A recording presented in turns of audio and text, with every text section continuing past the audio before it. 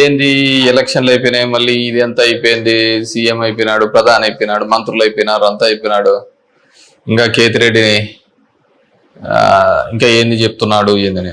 సరే, the beauty of democracy, ప్రజాస్వామ్యం వర్ధిల్లాలని పెద్ద పెద్ద స్టేట్మెంట్లు ఇస్తూ ఉంటాం, అతిపెద్ద డెమోక్రటిక్ నేషన్ అని చెప్పి చెప్తూ ఉంటాం. కానీ ప్రతి చోట కూడా ఏం జరుగుతుంది, ఏం జరిగిందని నేను 2014లో చూసా.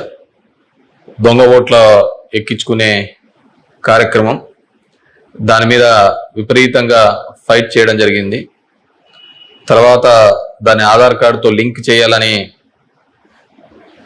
తీసుకున్నారు, కానీ మ్యాండేటరీ కాదు అనేది కూడా ఒక లింక్ పెట్టి తీసుకున్నారు. ఎందుకంటే మనకు అలా దరిద్రం ఉంది. గ్యాస్ సిలిండర్లు కావాలన్నా ఆధార్ కార్డుకి లింక్ కావాలా, లేకుంటే ప్రతిదానికి ఆధార్ కార్డుతో ఉండాలి అని చెప్తారు. కానీ ప్రజాస్వామ్యాన్ని నిలబెట్టేది మాత్రం ఆధార్ కార్డుతో మ్యాండేటరీ కాదు అని చెప్పి ఇచ్చినారు. మరి మిగతా దానికందరికీ మ్యాండేటరీ ఎందుకైందో, దీనికి ఎందుకు ఖచ్చితంగా ఇవ్వాలి అనేది మాత్రం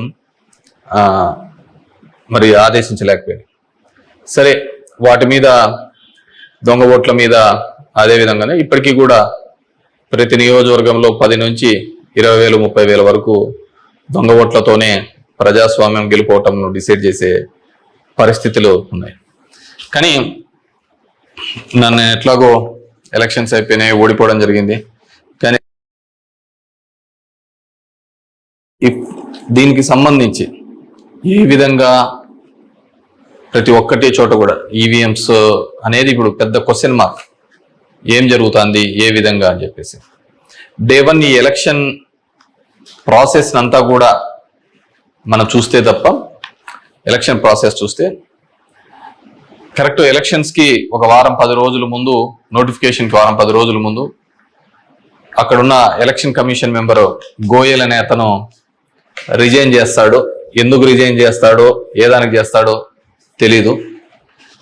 తర్వాత అంత ముందు వరకు ఉన్న ఒక చట్టం, ఒక ఎలక్షన్ కమిషన్లో ఒక మెంబర్ని అపాయింట్ చేయాలన్న దానికి ప్రధానమంత్రి, ప్రతిపక్ష నాయకుడు, చీఫ్ జస్టిస్ ఆఫ్ ఇండియా ఈ ముగ్గురు సమక్షంలో ఎన్నుకోవాల్సిన దాన్ని మళ్ళీ ఒక కొత్త చట్టం తీసుకొని వచ్చి ప్రతిపక్ష నాయకుడు, ప్రధానమంత్రి, క్యాబినెట్ సహచరుడు అని పెట్టి తీసుకొని వచ్చి ఒక కొత్త వ్యక్తిని తీసుకొని రావడం జరిగింది.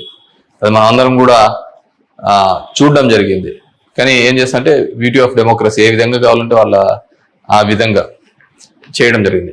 ఈరోజు నేను కొన్ని ఉదాహరణలతో, నేను ఆంధ్రప్రదేశ్ దీని గురించి మాట్లాడితే మీరు ఇట్లా ఓడిపోయినారు కాబట్టి ఏమైనా చెప్తా అంటారు, ఏమైనా మాట్లాడుతూ అంటారు, ఏం అప్పుడు లేదా ఇప్పుడు లేదా అని కూడా మాట్లాడుతూ ఉంటారు. నేను ఇంతకుముందు కూడా చెప్పా, ఏ విధంగా కేవలం ఒకటి మాత్రమే ప్రశాంత్ కిషోర్ ఏ విధంగా చెప్తాడు, కేకే సర్వే అనే వాళ్ళు ఏ విధంగా చెప్తారు, లేకుంటే అశ్విని దత్ అనే అతను ఏ విధంగా చెప్తాడు 160 అని చెప్పేసి. ఎందుకంటే ప్రజల నాడి ఎవరికి దొరకలేదు, అందలేదు అనేది వాస్తవం. అలాంటప్పుడు వీళ్ళు ఏమాత్రం గ్రౌండ్ రిపోర్ట్ చేయని వీళ్ళకి ఏ విధంగా తెలుస్తుంది? One thing. ఏదైనప్పటికీ కూడా నేను కొన్ని పత్రికల్లో వచ్చిన ఆర్టికల్స్, అదేవిధంగా మిగతా దానిలోకి వచ్చిన ఆర్టికల్స్ని దృష్టిలో ఉంచుకొని మీ ముందు కొన్ని ఉదాహరణలు తీసుకొని రావదలుచుకున్నాను. ఇక్కడ చూసినామంటే తమిళనాడు రాష్ట్రంలో తిరువల్లూరు నియోజకవర్గంలో ఇది పార్లమెంట్ వైజ్గా నేను చెప్తున్నాను, టోటల్ 14,30,738 ఓట్లు పోల్ అయింటే, కానీ ఈవీఎం మాత్రం కౌంట్ చేసినప్పుడు 14,13,941 ఓట్లు 47 ఓట్లు చూపించాడు. అంటే 16,791 ఓట్లు కౌంటింగ్ చేసిన దానికంటే పోలైన ఓట్లు తక్కువగా ఉన్నాయి తిరువల్లూరు అనే విధంగా. అదేవిధంగా అస్సాంలో చూస్తే 10,760 ఓట్లు తగ్గినాయి. అంటే వీళ్ళు కౌంట్ చేసిన దానికి, వీళ్ళు ఈవీఎంలో ఇచ్చిన దానికి పోలింగ్ అయిన దానిలోకి చూస్తే, పోలింగ్ అయినది చూస్తే 12,40,306 అయితే ఈవీఎంలో కౌంట్ చేసిన దానిలకు 12,29,546 ఓట్లు ఉన్నాయి, 10,760. ఒడిస్సా ధెనకల్ అనే చోట 11,93,460 ఓట్లు ఈవీఎంలలో పోలయింటే ఈవీఎంలు కౌంట్ చేసినప్పుడు మాత్రం 11,84,033 9,427. అదేవిధంగా గుంటూరు మన ఆంధ్రప్రదేశ్లో చూస్తే 14,11,989 పోలయింటే కౌంటింగ్ చేసినప్పుడు 14,04,061 ఓట్లు 7,928 ఓట్లు పోలైన దానికంటే ఈవీఎంలలో తక్కువగా కనపడడం జరిగింది. అదేవిధంగా ఎక్సెస్ వచ్చినాయి, అంటే పోలైన దానికంటే ఈవీఎంలలో ఎక్సెస్ రావడం జరిగింది. ఆ సంఖ్య చూస్తే అస్సాంలో కరీంగంజ్ అనే చోట చూస్తే 11,36,538 ఈవీఎంలలో పోలయింటే ఎంచే టైంకి 11,40,349 అంటే 3,011 ఓట్లు పెరిగినట్టు కనపడినాయి. అదేవిధంగా ఒంగోలులో చూస్తే ఈ 13,99,707కి కౌంట్ చేసినప్పుడు 14,11,174 ఓట్లు. అదేవిధంగా ఒడిశా దాంట్లో బలాస్పూర్, మధ్యప్రదేశ్లో మండ్లా, అదేవిధంగా బీహార్లో బుక్సర్, ఇవన్నీ చోట పోలైన ఓట్ల కంటే ఈవీఎంలలో పెరిగిన ఓట్లు ఇవి. అదేవిధంగా ఇక్కడ పోలైన ఓట్ల కంటే ఇక్కడ తగ్గిన ఓట్లు. ఇది ఓవరాల్ గా కూడా చెక్ చేసుకుంటే వచ్చిన విషయం. రెండో దానికి చూస్తే టోటల్ ఈ విధంగా చూస్తే దేశవ్యాప్తంగా 140 నియోజకవర్గాల్లో ఈ విధమైన ఓటు డిఫరెన్సెస్ జరిగినట్టు మొత్తం దీనిలో ఫామ్ 17C దీనిలో చెక్ చేసిన చోట మనము చూడడం జరిగింది. అదేవిధంగా ఈ విధంగా 16,000 ఓట్ల నుంచి ఈ విధంగా చేయడం జరిగింది. మే 25 ఈసీ రిలీజ్ చేసిన దాని ప్రకారము ఒక్క నిమిషం, ఇవన్నీ కూడా చిన్నవి మాక్ ఓటింగ్లలో జరిగినవి ఇవన్నీ అని చెప్పేసి వాళ్ళు చెప్పడం జరిగింది. ఇంకా ఏమంటే ఫామ్ 20 ఇంకా ఇంతవరకు ఆన్లైన్ లో కూడా అప్లోడ్ కాలే. మామూలుగా ఇవన్నీ ఆన్లైన్ లో అప్లోడ్ కావాల్సిన విషయం. ఎందుకు అవన్నీ చెప్పొచ్చు, లక్షల మెజార్టీలలో వస్తున్నప్పుడు ఈ 1000, 2000, 3000 ఎందుకు ఈ విధంగా అని చెప్పేసి నేను దానిలో కూడా కొన్ని ఉదాహరణలు చెప్తాను. దీనిలో సంబంధించి చూస్తే మొదటిది ముంబై నార్త్ వెస్ట్ మహారాష్ట్ర దానికి సంబంధించి మొత్తం ఈవీఎంలలో పోలైన ఓట్లు 9,51,580 ఓట్లు మొత్తం పోలైనాయి. కానీ ఈవీఎంలు లెక్కేసినప్పుడు దాంట్లో 9,51,582 ఓట్లు ఈవీఎంలు మాత్రం కౌంటెడ్ గా కనిపినాయి. అంటే ఆడ లెక్క చేసిన దానికి దీనిలకు సంబంధించి తేడా కనపడడం జరిగింది. కానీ అక్కడ ఏం జరిగిందంటే శివసేన యూబీటీ అభ్యర్థి డిఫీటింగ్ అమోల్ గజనాన్ అనే అతన్ని 48 ఓట్లతో మాత్రమే అక్కడ ఓడించడం జరిగింది. అదేవిధంగా సెకండ్ కేసులో చూసినాము అంటే జైపూర్ రూరల్లో రాజస్థాన్ లో 12,38,818 ఓట్లు ఈవీఎంల ద్వారా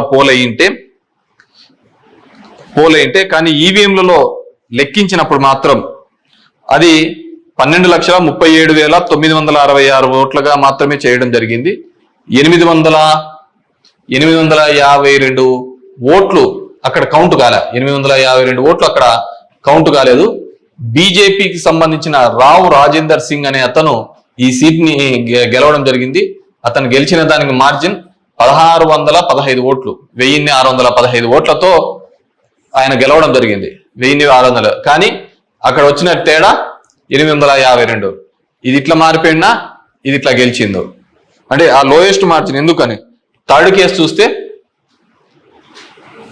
కేసు కంకర్ ఇన్ ఛత్తీస్గఢ్ అక్కడ పోలైన ఓట్లు 12,61,103 ఈవీఎంల ద్వారా ఓట్లు పోలైంటే ఈవీఎంల ద్వారా మనకు ఫామ్ 17లో ఇచ్చినప్పుడు ఈవీఎంల ద్వారా ఉండేది. కానీ లెక్కేసినప్పుడు 12,60,153 ఓట్లు అక్కడ కౌంటెడ్ అని 950 ఓట్లు ఆడ కౌంట్ చేయలే, మిస్ అయినాయి. ఎట్లా మిస్ అయినాయో తెలియటంలే, ఎక్కడ కనపడటంలే. దాని ద్వారా బీజేపీకి సంబంధించిన బోరో రాజ్ నాగ్ అనే ఇతను గెలవడం జరిగింది. 1884 ఓట్లతో గెలవడం జరిగింది ఇతను. Fourth case Farrukhabad in Uttar Pradesh. 10,32,244 EVM ఓట్లు పోల్డ్ అయితే, కానీ ఈవీఎంలలో చెక్ చేస్తే ఫామ్ 17 ఒక విధంగా ఉంది, దీనిలో చెక్ చేస్తే 10,31,740 ఈవీఎం ఓట్స్ తో ఉన్నాయి. 460 ఓట్లు కౌంట్ చేయలేదు. ముఖేష్ రాజ్పుత్ అనే అతను గెలిచినది 2,678 ఓట్లతో. ఇటు గెలుపోవటంలో కంటే మార్జిన్ కంటే అసలు ఈ ఓట్లను ఎక్కడికి పోతాయి, ఎక్కడికి మిస్ అయిపోతాయి. అండ్ ఈ కేసులలో చూస్తే ఇవి అసలు వివిప్యాట్లను కౌంట్ చేయాలని, అదే విధంగా 100% ఇవన్నీ మాల్ ఫంక్షన్ గా జరుగుతున్నాయని చెప్పినా కానీ మార్జినల్ ఎర్రర్ అని, అదే విధంగా సర్ప్లస్ ఓట్లు ఎందుకు వచ్చినాయనే విషయాన్ని ఇంతవరకు కూడా ఎలక్షన్ కమిషన్ చెప్పలేకపోయింది. అదేవిధంగా పార్లమెంట్ వైజ్ గా ఎక్కడ తగ్గినాయి, ఏ విధంగా అని చెప్పేసి ఇంతవరకు ఒక స్టేట్మెంట్, ఒక రీజనబుల్ స్టేట్మెంట్ కూడా ఇవ్వలేకపోయింది. ఈవీఎంలలో ప్రతి దానిలోనూ కూడా ప్రతి పార్లమెంటుకు సంబంధించి ఈ విధంగా తక్కువ ఎక్కువ వచ్చినట్టు కూడా వాళ్ళు ఎగ్జిబిట్ చూపించలేని పరిస్థితి. ఎందుకంటే ఇది గెలుపోవటంలో సంబంధించిన సమస్య కాదు. ఎలక్షన్ కమిషన్ ఇంకా ఫామ్ 20 అనేది అప్లోడ్ కాకపోవడం, ఎలక్షన్ కమిషన్ కేవలం ఒక 10 రోజుల ముందు ఎందుకు అతను రిజైన్ చేసినాడు, ఏ కారణాల వల్ల రిజైన్ చేసినాడు, ఎన్నుకునే పద్ధతిలో పాత పద్ధతి తీసేసి కొత్త పద్ధతి ద్వారా ఎందుకు ఎన్నుకోవాల్సి వచ్చింది, ఎందుకు మిగతా వాళ్ళందరూ కూడా చాలా అర్లీగా ఇది 400 అని ప్రిడిక్ట్ చేస్తూ ఒక భావన చెప్పడం. మనం టీవీలలో కూడా చూసినామంటే ఆంధ్రప్రదేశ్ లో 9:30-10 కల్లా కూడా అసలు కౌంటింగ్ లో అనేది ఒక రీజనబుల్ రానిదే 100, 150, 120 అని ప్రొజెక్ట్ చేసినారు. అసలు వైసీపీ సీట్లు 25 కంటే దాటి చూపిలా. అసలు మొదట అర్ధ గంటలోనే మొత్తం నియోజకవర్గం అంతా ఏ విధంగా చూపిస్తారు, మొత్తం రాష్ట్రం అంతా ఏ విధంగా రిప్రజెంట్ చేస్తారు. సో ఆ విధంగా రిప్రజెంట్ చేయడానికి ఏంటంటే బేసిక్ గా అక్కడ ఉన్న ఏజెంట్లు కావచ్చు, అధికారులు కావచ్చు, వన్ సైడెడ్ గా పోవడం కోసం ఆ విధంగా చేసినారు. ఆ విధంగానే ఉండడంతో ఆల్మోస్ట్ వాళ్ళందరూ కూడా 10:30 నుంచి బయటికి రావడం మొదలు పెట్టినారు. ఏం జరిగింది అనేది అసలు ఎవరికే కానీ అర్థం కాలేదు.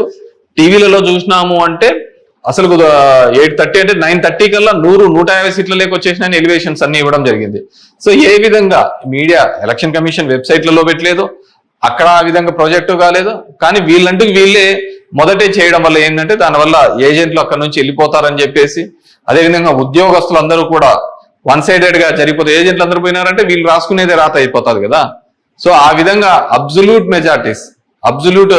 మెజారిటీస్ ఇదైతే అంటది. అదేవిధంగా సో ఇదంతా కూడా మనం నిజమైన ప్రజాస్వామ్యంలో దొంగ ఓట్ల మీద ఉన్నామా, లేకుంటే ఈవీఎంలో మిషనరీస్ మీద పనిచేస్తున్నామా, నాకు ఓడిపోయినానని నేను బాధతో కాదుగా చెప్తున్నానని కానీ అందుకే నేను ఆంధ్రప్రదేశ్ స్టేట్ గురించి ఎక్కడ చెప్పలే. దేశంలో జరిగినది వివిధ దీనిలలో చెప్పినది. ప్రశాంత్ భూషణ్ కూడా ఆయన సీనియర్ లాయర్ గా కూడా ఆయన కూడా పోరాడుతున్న సందర్భం చూసాం.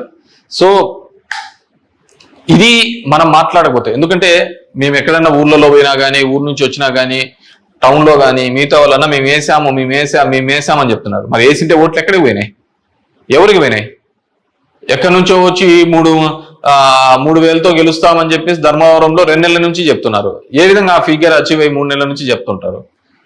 So it's a big question mark.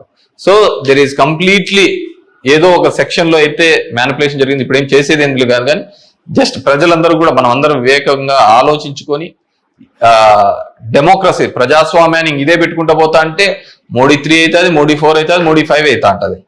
జనాలకు, జనం యొక్క ఓటుకు, దాని విలువకు ఎటువంటి విలువ ఉండలేని పరిస్థితి మనం చూడగలుగుతాం. So these are all planned and scripted గా అంతా కూడా జరిగిందని పూర్తిగా నేను నమ్ముతున్నాను. పబ్లిక్, జనం కూడా అదే విధమైన ఆలోచనలతో ఉన్నాయని నమ్ముతున్నాను. వాట్ ఎవర్ మేబీ, నాకు కూడా ఈ 5 ఏళ్ళు కూడా జనాలు మీరు ఇంకా తిరిగినే చాలు, చేసినే చాలు, ఇది చాలు అని చెప్పేసి ఒక బ్రేక్ ఇచ్చినట్టుగా ఉంది. కానీ బ్రేక్ ఇచ్చినందుకు నాకు రాజకీయాలు తప్ప వేరేది ఏమీ తెలియదు కాబట్టి డెఫినెట్ గా నా గొంతును వినిపిస్తూనే ఉంటాను. అన్ని విధాలుగా కూడా ఎక్కడెక్కడ ఏ తప్పులు జరుగుతున్నా కానీ, అది నియోజకవర్గ వ్యాప్తంగా కావచ్చు, రాష్ట్ర వ్యాప్తంగా కావచ్చు, దేశవ్యాప్తంగా కావచ్చు, ఖచ్చితంగా ఇంకా ఇట్లా కాకుండా నేనేం వేరే వాళ్ళను బూతులు తిట్టేది ఇంకోటి అవసరం లే. జనాలకు ఎంతో కొంతమంది కన్నా సరే నాకు తెలిసిన విషయాన్ని షేర్ చేసుకోవాలనేది ఒక ఆలోచన విధానంగా అనుకున్నాను. డెఫినెట్ గా ఐ విల్ కంటిన్యూ దట్. ఎందుకంటే చూస్తున్నాం అక్కడక్కడ జరిగినవి ఇవన్నీ కూడా. ఐ వాంట్ గివ్ ఎన్నుకున్న ప్రభుత్వానికి కూడా వాళ్ళకు కూడా మనం కూడా ఒక 6 months మనం కూడా టైం ఇవ్వాలి. వాళ్ళు ఏం చేస్తారు, వాళ్ళు ఇచ్చిన మాటను ఏం చేస్తారు, ఏ విధంగా కట్టుబడి ఉంటారు అనేది చూడాలి. ఎన్నెన్నో వాగ్దానాలు ధర్మవరానికి ఇచ్చినారు, రాష్ట్రానికి ఇచ్చినారు, చాలా వాగ్దానాలు ఇచ్చినారు కాదు. అవి ఎంత వరకు నెరవేరుస్తారు, లేదు కేవలం కక్ష సాధింపు చర్యలతోనే మిగిలిపోతారా, ఇవన్నిటినీ కూడా కాలమే సమాధానం చెప్తుంది. సో అప్పుడు end of the day who is the best అనే పద్ధతికి మనం అందరం కూడా మాట్లాడుకుంటామని చెప్పేసి తెలియజేసుకుంటూ, ఈ ఈవీఎంస్ లో జరిగిన ప్రతి ఒక్కటి కూడా మీ దృష్టికి తీసుకొని రావాలనే ఆలోచన. నాకు తెలిసిన డిఫరెంట్ పేపర్లలో ఆర్టికల్స్ డిఫరెంట్ వాళ్ళు ఇచ్చిన ఇన్పుట్స్ ప్రకారం నేను చెప్తున్నాను. సో ప్రతి ఒక్కరికి ఓటు హక్కు కల్పిస్తానన్న ఈసీ మరి ఇన్ని టోటల్ ఓట్లు వేసిన దానిలో చూస్తే దేశవ్యాప్తంగా 362 నియోజకవర్గాల్లో 5,54,598 ఓట్లు మిస్ అయినాయి, కనపడటం లేదు. అది అంటే అది హెచ్చు తగ్గుల్లో కావచ్చు, దీనిలో కావచ్చు, కరెక్ట్ గా రాకుండా అన్ని ఓట్లు మిస్ అయినాయి. మరి ఈ ఓట్లని ఎక్కడికి పోయినాయి? సో ఇదే పద్ధతిలోనే మొత్తం నడవాల్సిన పరిస్థితే అనేది కూడా మనమందరం కూడా ప్రజాస్వామ్యంలో ఉన్న ప్రతి ఒక్కరు కూడా మనమందరం కూడా ఆలోచించుకొని భవిష్యత్తులో దీని మీద మాట్లాడకపోతే నిశ్శబ్దంగా ఉన్నాము, వచ్చింది మన గవర్నమెంట్ ఎగలాడదామని, ఇంకోటి వచ్చింది ఇది అని చెప్పేసి వాళ్ళు చేసినారు. సరే, సదరన్ పార్ట్ ఆఫ్ ఇండియాలో కొత్తగా తీసుకొని వచ్చినారు కులం మతం అనే దాని మీద రాజకీయం తీసుకొని వచ్చినారు. కానీ ఇవన్నిటినీ కూడా ఆలోచించాలి. డెమోక్రసీని మళ్ళీ మనం అందరం కూడా నిలబెట్టాలి అంటే కూడా ఇవన్నిటినీ కూడా ప్రజలు ఆలోచించుకొని వారి గలం ఇప్పి వారందరూ కూడా వీటి మీద మాట్లాడాల్సిందిగా కోరుతున్నాను.